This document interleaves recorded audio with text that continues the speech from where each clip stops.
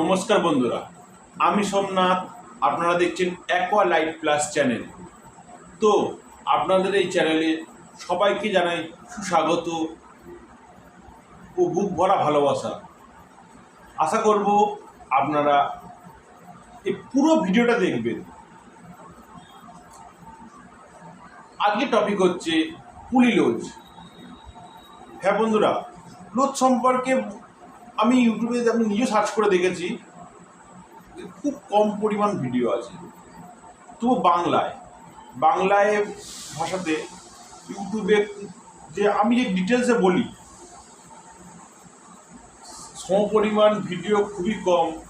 তো আশা করি সেই দিকটা ভেবে চিনতে আপনারা একটু লাইক, কমেন্ট, শেয়ার করবেন। আর নতুন বন্ধুদেরকে জানাই একটু সাবস্ক্রাইব করে যাবে। বন্ধুরা, সাবস্ক্রাইব করতে পয়সা লাগে না, সাবস্ক্রাইবটা করলে একটু আমরা মোটিভেট হই। তো টপিক থেকে যদি সরে যাচ্ছি, তো টপিকে আসি। আর আমি সব মাছের ক্ষেত্রে আমি যেটা বলে থাকি যে মাছটার আদি বাসস্থান কোথায় বা নেচারে কোথায় কোন দেশে পাওয়া যায়, এইটা যদি জানা যায়, অর্ধাংশ মানে অর্ধেক পরিমাণ মাছ চাষ করা সোজা হয়ে যায়। তো পুঁই রোজ কোন দেশে পাওয়া যায়? এশিয়াতে পাওয়া যায়, ইন্দোনেশিয়ার আর জাভা দ্বীপপুঞ্জে পাওয়া যায় ও সুমাত্রাতে পাওয়া যায়। এই কটা জায়গাতেই এটা নেচারে পাওয়া যায়। তো এবার জানা দরকার সেখানকার টেম্পারেচার কত, সেখানকার জলের পিএইচটা কত। তাহলে বন্ধুরা 75% মাছ সুস্থ থাকবে। তো এবার আসি জলের পিএইচ সম্পর্কে। এরা একটু খড় জাতীয় জল পছন্দ করে, মানে বলতে চাইছি এদের পিএইচটি দেখুন। আপনারা যারা পিএইচ বিষয়ে ভালোভাবে বুঝবেন, তারা আশা করি তাদেরকে দ্বিতীয়ভাবে বলতে হবে না যে আমি কেন বলেছি কথাটা। এদের পিএইচ লেভেলটা 7 থেকে 8.5 থাকে, যেখানে নর্মাল অন্য মাছ চাষ করতে গেলে আমি সবসময় সাজেস্ট করি 6 থেকে 6.5 ভিতরে রাখার কথা। কিন্তু এদের ক্ষেত্রে দেখুন 7 থেকে 8.5 রাখাটা খুবই দরকার। এরা এরকম ওয়েদারে বা এই জলের পিএইচ লেভেলে খুব ভালোভাবে থাকে। এবার জানা দরকার এরা কত ডিগ্রি টেম্পারেচার জলে থাকতে পছন্দ করে। 27 থেকে 30 ডিগ্রি, এটাও একটু হাই নর্মাল মাছের ক্ষেত্রে। তো এরা একটু যে কোনো কঠিন পরিস্থিতিতে মানিয়ে নিতে খুবই সক্ষম। আর এদের দেখতে কীরকম হয়, ওদের থাম্বনেইলে এখন যে ছবিটা রয়েছে এদের দেখতে নর্মালি সেরকমই হয়। এবং গুগলে আপনারা সার্চ করে দেখতে পারেন যে পুঁই লোজ। আমি ভিডিও অনেক সময় এই কারণে দেই না যে কপিরাইটের প্রবলেমের জন্য। কেন, মাছের ভিডিও একই রকম মাছ বহুত রকমের হয়, একটুতেই কপিরাইট চলে আসার ভয় থাকে। সে অর্থে আমি অনেক সময় ভিডিওর জায়গায় শুধু নিজের ফেসটা দিয়ে আমি কথা বলি। তবুও জানা দরকার এরা কতটা লম্বা হয়। এরা 8 সেন্টিমিটার পর্যন্ত লম্বা হয়ে থাকে। বেশ মাছটা অনেকটা লম্বাটাই হয়। আর দেখতে অনেকটা আমাদের দেশীয় ভাষায় যেটা বলে ঘোড়া কেঁচো বা সাদা কেঁচো, মোটা এরকম লম্বা লম্বা হয় নর্মালি, ওইরকম কেঁচোর মতো। একটু চ্যাপ্টাকৃতি হয় বডিটা, আর গায়ে সাদা আর বাদামি এরকম দাগ থাকে। আর দেখা যায় এদের মুখে 6খানা গোপ আছে। আর এদের আত্মরক্ষা করে কী করে এই মাছগুলো, এদের চোখের তলায় 2খানা করে কাঁটা আছে। এটা হচ্ছে এদের আত্মরক্ষার একটা অস্ত্র বলতে পারেন। তো পিএইচ জানা হলো, টেম্পারেচার জানা হলো। এবার জানা দরকার এরা কোন খাদ্য খেতে ভালোবাসে, কোনো স্পেশালিটি এদের ফর্মুলা নেই। কারণ হচ্ছে এরা সব রকম খাবার খায়। নর্মালি যারা অ্যাকুরিয়ামে চাষ করেন তারা, বা চাষ করা বলা ভুল, যারা অ্যাকুরিয়ামে একে পশু হিসেবে রেখেছেন তারা জানেন যে এরা অ্যাকুরিয়ামের তলায় খাবার খুঁটে খায়।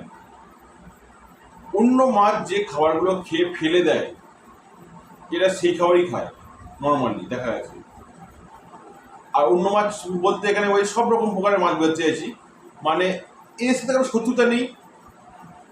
যেমন অন্য মাছ, যেমন অন্য মাছকে যারা মারধর করে, এরা কাউকে মারধর করে না, এরা নিজের মতো নিজে থাকতে ভালোবাসে। সে অর্থে এদের অ্যাকুরিয়ামে রাখা যেতেই পারে। আর খাবারটা যাবতীয় সব রকম খাওয়া খায় এরা। কেঁচো, টিউবওয়ার্ম, আপনার ড্রাই ফ্রুট, যা খাবার দেবেন সেটাই খায়। সে অর্থে খাবার নিয়ে মধ্যে কোনো চিন্তার ব্যাপার নেই। আর আমি একটা সাজেস্ট করি বন্ধুদেরকে, আপনারা এই মাছটাকে যে অ্যাকুরিয়ামে রাখবেন ম্যাক্সিমাম 2 ফুটের একটা এরিয়া দেবেন। একটা মাছের জন্য নয়, এক জোড়া মাছের জন্য। 1 থেকে 1.5 ইঞ্চি মিহি বালি, যেটা লাল বালি এটা নর্মালি পাওয়া যায় আমাদের কিনতে, খুব ভালো করে ধোবেন। ধোয়ার পরে সেইখানে আপনারা যেমন নানান রকমের সাথে পাথর, একটা কোনায় পাথর দিলেন, অন্য কোনাটায় বিটরুট বা পচা কাঠ দিতে পারেন, একটুখানি জায়গায় অল্প গাছপালা দিলেন। এইরকম পরিবেশ যদি ক্রিয়েট করে দিতে পারেন, আর জলে যদি একটা এয়ার স্টোন কিংবা কোনো মিনি ফিল্টারের দ্বারা যদি স্রোত ক্রিয়েট করতে পারেন, এরা খুবই ভালো থাকে। এই মাছটি দেখতে খুবই সুন্দর। আর 24 ইঞ্চি অ্যাকুরিয়ামে আমি একটু আগে বললাম এক জোড়া, আপনি এক জোড়ার পরিবর্তে এরা ঝাঁকে থাকা মাছ, যদিও এক জায়গায় অনেক জোড়া থাকে, এরা মারামারি যেহেতু করে না, আপনি গোটা 20টা রাখতে পারেন। কিন্তু আপনার অক্সিজেন সাপ্লাইটা ওখানে একটু বাড়িয়ে দিতে হবে। আপনি যে পরিমাণ মাছ রাখবেন তার উপর অক্সিজেন সাপ্লাইটা বাড়াতে হবে। এবার আমি সব মাছের ক্ষেত্রে বলি যে কীভাবে বিট করাবেন, কিন্তু এই মাছের ক্ষেত্রে বিট করানো বন্ধুরা সম্ভব নয়। কেন বন্ধুরা, আমাদের ল্যাবে দেখা গেছে যে এদেরকে আমরা বহু বছর চেষ্টার পরেও আমরা ব্রিড করাতে পারিনি। সে অর্থে আমরা এখানে অক্ষম, মানে আমি একে বিট করানোর মানে আমি অন্য মাছের ক্ষেত্রে বলে দিই যে 100% গ্যারান্টি দিয়ে বলি যে বিট করবেই, কিন্তু এই মাছের ক্ষেত্রে বিট করে না। আমরা ল্যাবে হার মেনে গেছি। সে অর্থে আমি বলি যে এই কুইলজের ক্ষেত্রে ব্যতিক্রম, যে অ্যাকুরিয়ামে বিট করে না।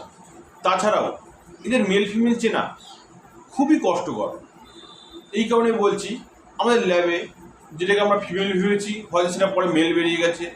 একমাত্র ডিএনএ টেস্টের মাধ্যমে হয়তো আমরা জানতে পেরেছি যে এটা মেলটা ফিমেল। কেন, এদের কালারের মধ্যে দিয়ে অন্য মাছকে আমরা কালার দেখে এক কথায় বলে দিই যে এটা ছেলে এটা মেয়ে, কিন্তু এর মেল ফিমেলটা সেটা খুবই ডিফিকাল্ট।